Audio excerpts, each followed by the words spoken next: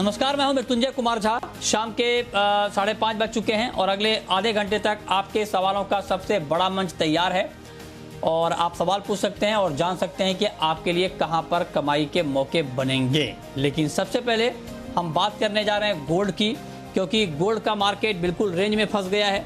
अच्छी तेजी आई थी, 48 के ऊपर भी गोल्ड गया था, लेकिन अब मार्केट दबाव में फंस गया है। हमारे साथ आज कमोडिटी मार्केट पर बातचीत करने के लिए 4 खास मेहमान हैं। हमारे साथ हैं अतुल चतुर्वेदी, प्रेसिडेंट हैं CKAOL के मार्केट पर, इनसे हम बात करेंगे। सुनील कटके हैं एक्सिस सिक्योरिटीज़ के, भाविक पटेल हैं और अनुज गुप्ता हैं IIFL के। आप तीनों का बहुत बहुत स्वागत है।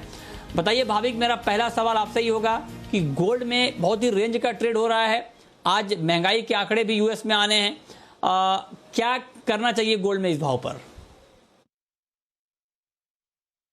गुड इवनिंग मृत्युंजय जी। देखिए 2 दिन की जिस हिसाब से प्राइस रेंज है उस हिसाब से लग रहा है कि एक बार $1800 के ऊपर गया, उसके बाद अभी थोड़ा कंसोलिडेशन देखने को मिल रहा है।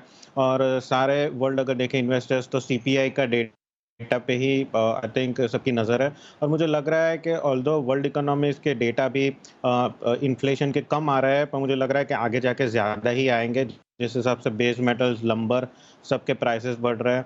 तो आज के दिन मुझे लग रहा है कि सोने में तेज़ी ही देखने को मिलेगी। इनफैक्ट अभी 47,650 है, तो अगर थोड़ी डिप आती है इंट्राडे 47,550 से 47,500 के करीब, तो वहाँ से मैं लॉन्ग की ही रणनीति रखूँगा।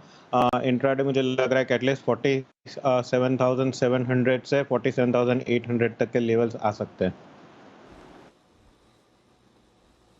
ठीक है अनुज जी, आप बताएं आपका व्यू गोल्ड पर क्या है और इस वक्त इस प्राइस पर कोई ट्रेड लेना ठीक है या अभी वेट किया जाए? मृत्युंजय जी गुड इवनिंग। देखिए जैसे कि आज इंपॉर्टेंट डेटा आना है तो मुझे लगता है कि थोड़ा सा कॉशियस रहें। बट जिस तरह का ट्रेंड बना है, क्योंकि ट्रेंड इसका पॉजिटिव है, तो मुझे लगता है कि बाय ऑन डिप्स की स्ट्रेटेजी यहाँ यूज़ कर सकते हैं। अगर हम देखें तो मॉर्निंग से ही मार्केट एक रेंज में है, तो मुझे लगता है कि अगर भाव नीचे करीबन 47,500 47,550 तक मिलता है तो खरीदारी का ट्रेड बनाया जा सकता है। स्टॉप लॉस 47,300 पे लगाएं, टारगेट करीबन 47,800 तक देखने को मिल सकता है। ट्रेंड इसका पॉजिटिव है, तो मुझे लगता है कि बाय ऑन डिप्स की स्ट्रेटेजी यहाँ पर यूज़ की जा सकती है। ठीक है, हमारे साथ सुनील कटके भी हैं एक्सिस सिक्योरिटीज के। सुनील जी, आप बताएं आज के लिए या फिर अगले कुछ दिनों के लिए गोल्ड पर आपका नजरिया क्या है? जी नमस्कार मृत्युंजय जी, मुझे लगता है गोल्ड में ओवरऑल नियर टर्म में पॉजिटिविटी बनी रहेगी। एक तो डॉलर इंडेक्स हमने देखा कि 91.5 लेवल से अभी फिर से थोड़ा कमजोर हुआ है, सब 91 लेवल पे है, तो उसका एक सपोर्ट मिलेगा। और अभी रिसेंट जो डेटा आया है US की तरफ से इन्फ्लेशन रिलेटेड जो कंसर्न्स हैं उसकी वजह से भी कहीं ना कहीं डॉलर वीक रहेगा और उसका सपोर्ट गोल्ड में देखने को मिलेगा।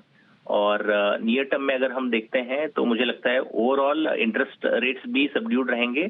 तो 1 या 2 या 3 महीने का अगर हम पर्सपेक्टिव लेके चलते हैं गोल्ड का, तो 48,500 का पहला टारगेट और 49,000 तक का दूसरा टारगेट लेके चल सकते हैं।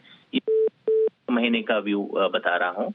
अगर डॉलर टर्म में $35 के रेंज में अभी कॉमेक्स में चल रहा है, जब तक ये 18 नहीं जाएगा तब तक इसका मोमेंटम पॉजिटिव साइड ही बना रहेगा। नियर टर्म में $1850 और फिर से जो रिसेंटली क्या था उसका ट्रेंड हमें लगता है कि आने वाले समय, तो जो डे ट्रेडर्स हैं उनको मेरी राय यही रहेगी, 660 अभी चल रहा है, यहाँ पे बाय इनिशिएट कर सकते हैं 1500 का एक स्टॉप लॉस लगाते हुए 48 टारगेट करके चलें। और नियर टर्म जो इन्वेस्टर्स हैं उनको 9,000 के टारगेट से लेके यहाँ पे बाय कर सकते हैं। अच्छा ठीक है, तो चलिए ये राय हो गई आपकी कि क्या गोल्ड में अभी करना चाहिए। लेकिन इस बीच IIP और CPI महंगाई के आंकड़े आ चुके हैं, ये आपको बता दें। अप्रैल में CPI महंगाई दर 4.29% रही है मंथ ऑन मंथ बेसिस पर, ये ताज़ा आंकड़े आप देख पा रहे हैं। और मार्च में IIP -18.7% से बढ़कर 22.4% वाई ऑन वाई, तो एक जंप यहाँ पर IIP के आंकड़ों में देखी है। महंगाई में कमी आई है, महंगाई अप्रैल में 5.52% से घटकर 4.29% रही है, तो महंगाई में गिरावट आई है। IIP के आंकड़ों में बड़ा उछाल दिख रहा है, -18.7 से बढ़कर 22.4% साल दर साल आधार पर। तो ये 2 महत्वपूर्ण आंकड़े इस वक्त के जो आए हैं, ये हम आपको बता रहे हैं। महंगाई दर के आंकड़े आए हैं, कंज्यूमर जो मासिक आधार वाले, उसमें कमी आई है, महंगाई कम हुई है और आईपी ग्रोथ यहाँ पर बढ़ी है। ये दो महत्वपूर्ण बात इस वक्त के आंकड़ों में ये आप देख पा रहे हैं। मार्च आईपी -18.7% से बढ़कर 22% के ऊपर चली गई है और महंगाई 5.52% से घटकर 4.29% मंथ ऑन मंथ मासिक आधार पे ये आंकड़े हैं। ये मार्च के मुकाबले अप्रैल के आंकड़े हम आपको महंगाई के बता रहे हैं। मार्च में 5.5% से ज़्यादा थी महंगाई की दर, जो अब घट के 4.25% के करीब पहुंच चुकी है। तो गिरावट आई है। आईपी की ग्रोथ में अच्छी जंप यहां पर देखने को मिल रही है। और भी आंकड़े डिटेल आ रहे हैं, वो भी हम आपको बार बार दिखाएंगे, बताएंगे। आप लगातार हमारे साथ बने रहें और इन आंकड़ों का मतलब क्या है ये भी हम आगे आपको बताएंगे। लेकिन इस बीच ये दो महत्वपूर्ण बात यही है कि महंगाई दर में कमी आई है। ग्रामीण महंगाई दर में भी गिरावट आई है, 4.61% से घटकर 3.82%। तो अलग अलग जो डिटेल आ रहे हैं वो हम आप तक पहुंचा रहे हैं। चलिए, हम बात कर रहे थे इस बीच गोल्ड की और सिल्वर की। तो गोल्ड के ऊपर तो हमारे एक्सपर्ट ने बताया कि आपको करना क्या है। चांदी में इस वक्त अनुज जी आपके हिसाब से क्या करना चाहिए और क्या चांदी का मार्केट अभी ट्रेड के लिए आपको ठीक दिख रहा है क्या? हाँ, देखिए मृत्युंजय जी, चांदी 27.40 के ऊपर ट्रेड कर रहा है इंटरनेशनल मार्केट में। और हम देखें तो पिछले 2 दिनों से 27 को काफ़ी हद तक होल्ड किया है, एक अच्छा सपोर्ट मार्केट ने लिया है। तो यहाँ पर भी ट्रेंड हमें लगता है कि पॉजिटिव ही है। और इंटरनेशनल मार्केट, डोमेस्टिक मार्केट की बात करें तो वहाँ पर भी 71,000 के ऊपर ही मार्केट टिकता हुआ दिखाई दिया है। तो यहाँ पर भी हमारी बाय कॉल ही रहेगी। हमें लगता है कि खरीदारी का ट्रेड ही रखना चाहिए। ऊपर में एक्सपेक्टेड है कि इंट्राडे में आपको 72,000 तक के लेवल देखने को मिलेंगे। हालांकि 72,000 एक थोड़ा सा एक रेजिस्टेंस मार्केट जरूर फेस कर रहा है, बट मुझे लगता है कि जिस तरह का ट्रेंड बना है तो इंट्राडे में 72,000 के ऊपर तक के लेवल आपको देखने को मिल सकते हैं। तो यहाँ पर हमें लगता है कि खरीदारी का ट्रेड बना सकते हैं। थोड़ा सा टिप मिलता है 71,300 71,400 के आसपास तक, तो वहाँ पे खरीदारी का ट्रेड बना सकते हैं। स्टॉप लॉस 70,700 पे लगा सकते हैं। ठीक है, तो ये राय हो गई आपकी चांदी के ऊपर कि चांदी में इस वक्त आपको क्या करना चाहिए। कटके जी, आपका चांदी पर पोजिशनल व्यू क्या है? क्या पोजिशनली चांदी में बाइंग का ट्रेड लेना सेफ है, लेना चाहिए या अभी थोड़ा इंतजार करना चाहिए? जी मृत्युंजय जी, मुझे लगता है चांदी अभी ऑलमोस्ट 71,600 के रेंज पे है, तो ये पोजिशनल व्यू के हिसाब से मुझे लगता है थोड़ा वेट करना चाहिए।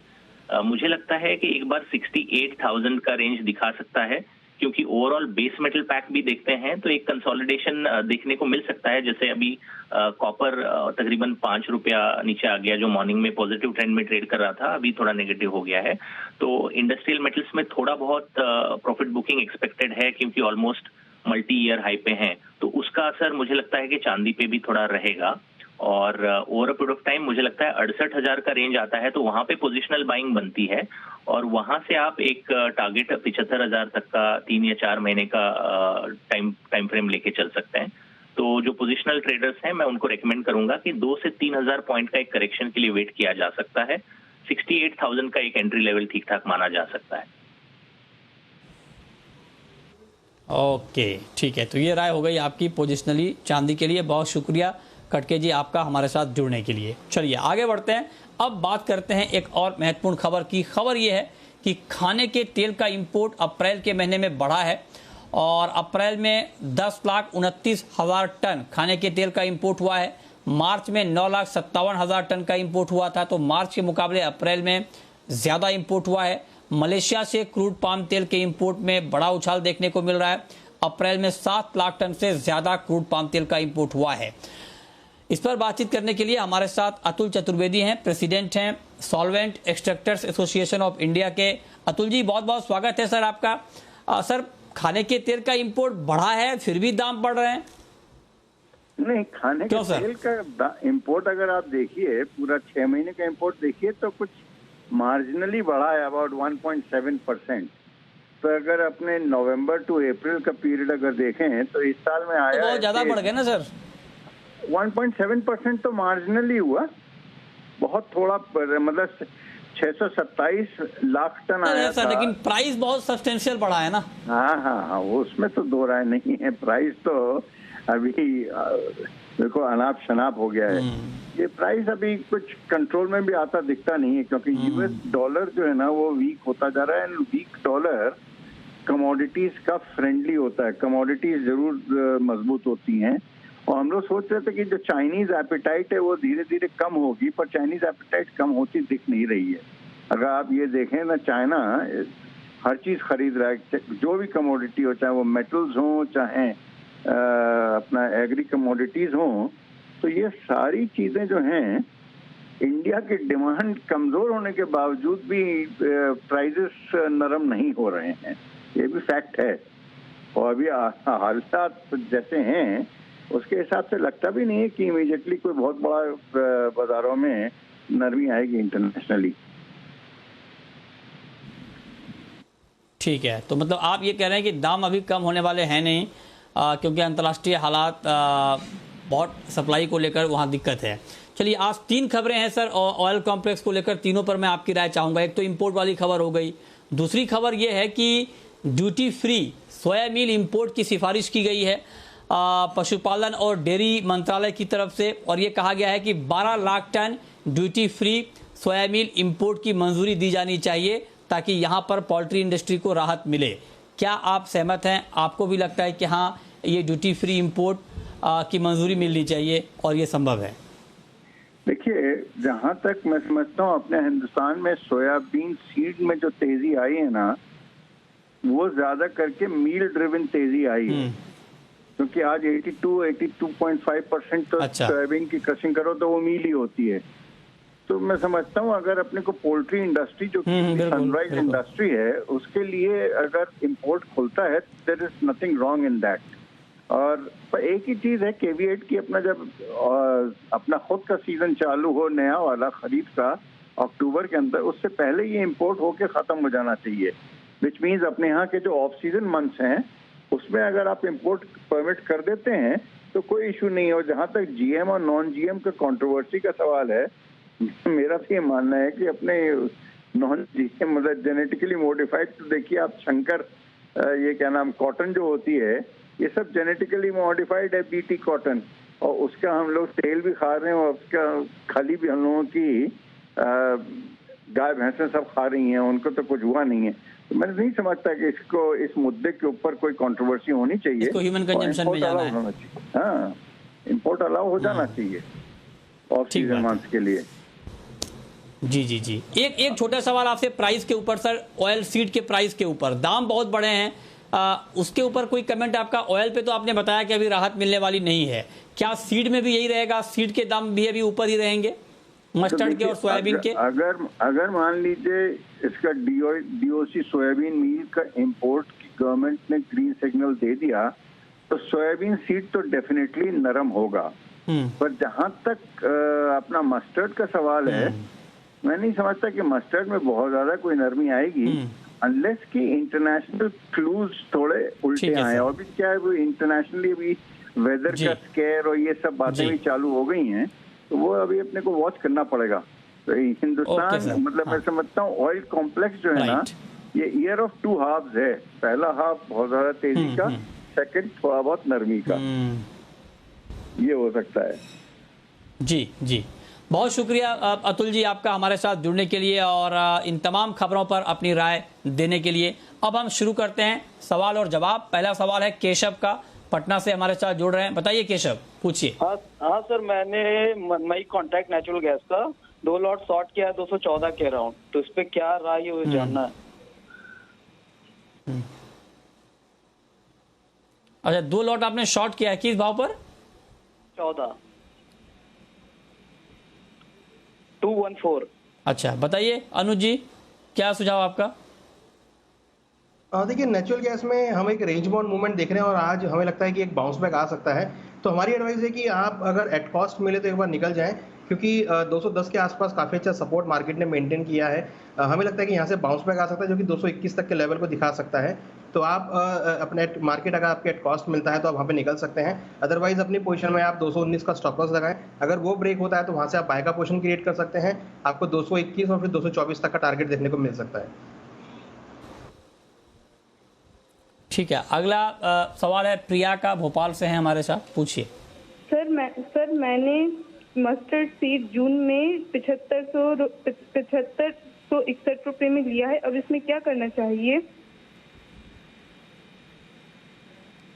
जून का मस्टर्ड आपने लिया है, बाई किया है, बताइए भाविक जी क्या करना चाहिए इनको?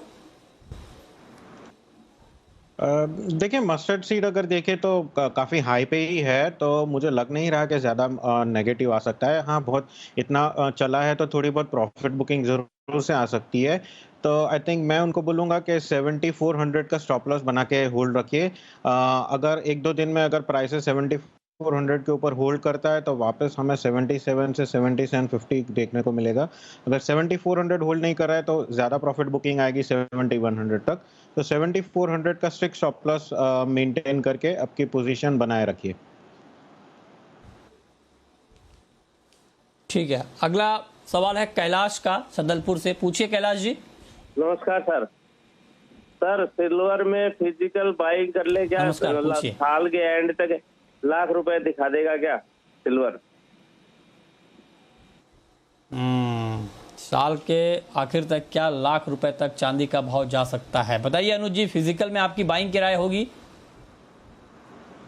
हाँ देखिए, फिजिकल में डेफिनेटली खरीदारी कर सकते हैं, मगर करंट रेट पे नहीं, क्योंकि करंट रेट अगर देखें तो काफ़ी हाई है। यहाँ से हम देख रहे हैं कि मार्केट थोड़ा वोलेटाइल रहेगा, तो 68,000 के आसपास अगर चांदी मिलती है आपको फिजिकल में तो आप ले सकते हैं। हमें लगता है कि ईयर एंड तक आपको 80,000 तक का लेवल देखने को मिल सकता है। तो 1 लाख का लेवल तो नहीं हम टारगेट कर रहे हैं, फिलहाल हम 80,000 तक का टारगेट हम चांदी में ईयर एंड तक का कर रहे हैं अभी। ठीक है, अगला सवाल है सुशील कुमार का। पूछिए सुशील जी। जी मेरा सवाल सिल्वर पे और ग्वार के आने वाले मार्च तक 7,000 रुपए और चांदी 1.5 लाख रुपए हो सकती है। ग्वार सर क्या क्या चांदी 1.5 लाख और ग्वार क्या प्राइस जानना चाहते हैं आप? 7,000।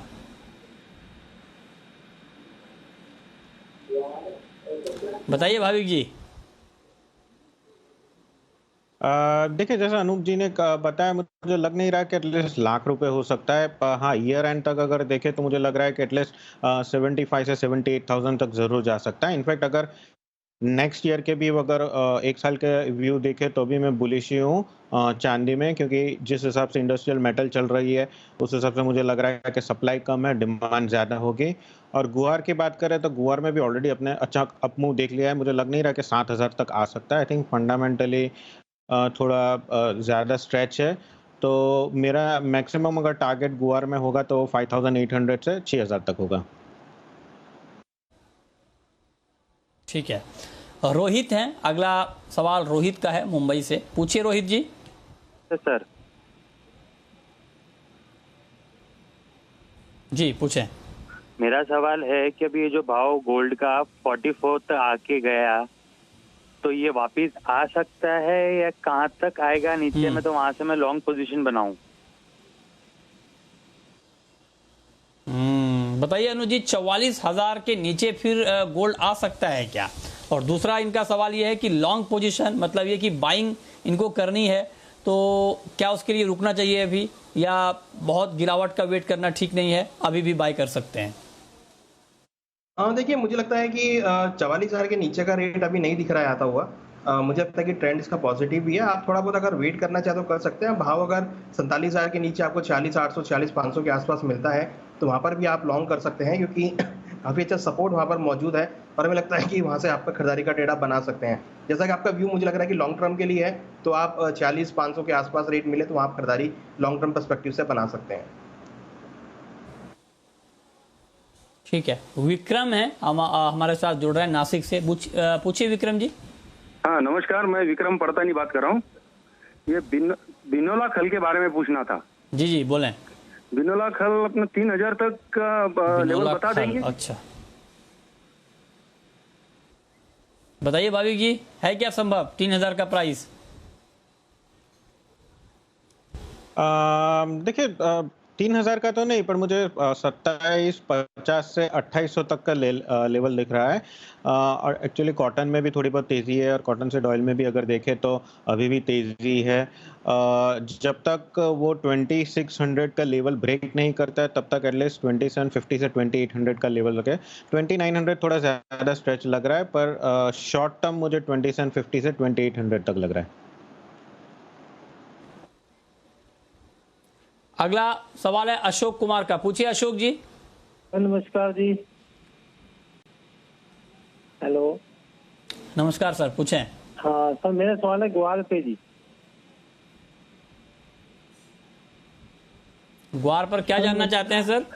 ग्वार पे मेरा सवाल है जी, 4700 के 3 दिन के अंदर आ सकता है जी? 4700 अगले 3 दिन में, बताइए अनुज जी। देखिए एक अच्छा ब्रेकआउट यहाँ देखने को मिला है और इवन देखें तो कॉन्ट्रैक्ट हाई पे मार्केट ट्रेड करता हुआ दिख रहा है। हमें लगता है कि जिस तरह का रैली है यहाँ पर आपको 4600-4700 का रेट नेक्स्ट वीक तक देखने को मिल सकता है। तो हमें लगता है कि अगर आपने खरीदारी करी है तो आप होल्ड करके चलें। नेक्स्ट वीक तक हमें लगता है कि 4700 से लेकर 4800 तक का रेट यहाँ पर देखने को मिल सकता है। ठीक है, अब वक्त है रैपिड फायर राउंड का।